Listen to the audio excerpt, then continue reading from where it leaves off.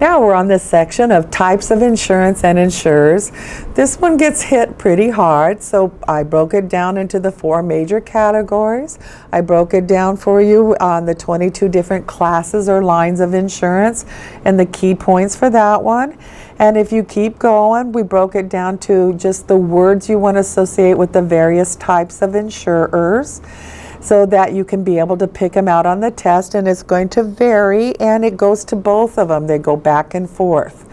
Whether it's property and casualty, personal lines, life, A&H. There's always questions on the various types of insurers and how to associate. Then we broke it down to the government as insurer, and I filled in a little section for you where it says let's play, because normally when I'm with a group and everything else, this is one of the little games that we do for a prize, because the state always pops up which are state programs, which are federal programs. So in general, these are the breakdowns that you will see for the test. Now, what happens here is we've also broke down on domicile of insurer and whether it's authorized or unauthorized. And remember, the key words when they're asking you for, when they're going for, is it domestic, foreign, or alien?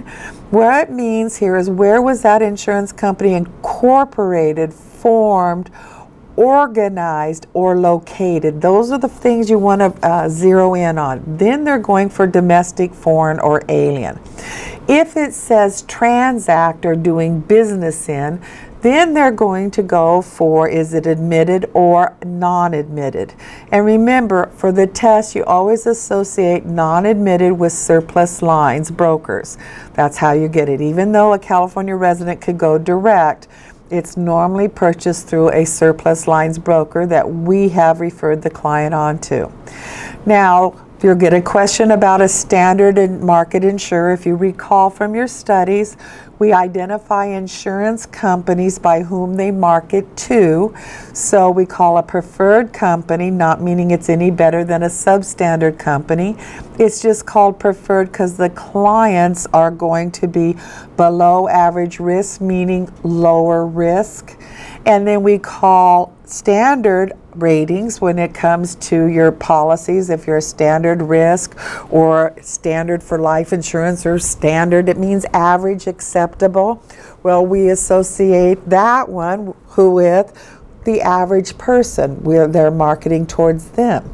And a substandard insurer, it means that they're marketing to substandard risk, which means higher risk or above average.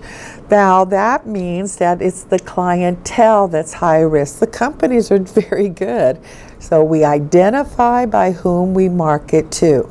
So on the test, when they're asking you that who offers rates to the insured who is average or slightly better than average, the fact that they've used average twice means they're going for a standard insurer. Now, let's take a moment and you go through this test. And once again, same rules apply. You glance at that, read it, or even just stare at it. Then do not look at it again. Then I ask you to answer these questions. As you go through and answer, you underline the key words to help you with your decision, and then we'll review them. All right, take a moment. All right, hopefully you've done that. And once again, you're not waiting for me to give you the answers, because you're really defeating the purpose. You really need to see how if you're doing that, trust me, just see how well you're going to be doing on your own. Nobody knows your score, and you need to start building your confidence for the test and trusting your intuition. So number 1 says casualty is a class of insurance. The answer is false. Remember, casualty is a label for a variety of unrelated types of classes of insurance. So auto, general liability, crime, bonds, those would all be under the label of casualty. 2, property insurance is a class of insurance. False. The class in California is called fire.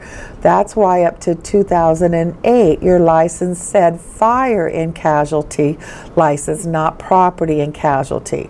So we had to change so that we get uniformity between the states, but the class is still called fire. Now, then number 3, process when a mutual insurer becomes a stock insurer. Well, that's demutualization. That is going to show up on all your tests. And then number 4, an insurer who offers rates to insureds who have an average or better than average loss exposure, remember, is a standard market insurer. Now, they'll throw things like a premium insurer. There's only 3 types, meaning, well, actually 4. There's going to be preferred, standard, substandard, and of course surplus lines insurers. Then what's going to happen here is now we're going to move to your next question, which is insurer that's organized in Nevada would be what type of insurer? Well, if you're not located in Nevada, then that insurer is going to be foreign to your state. If it was organized in your state, that's a domestic insurer.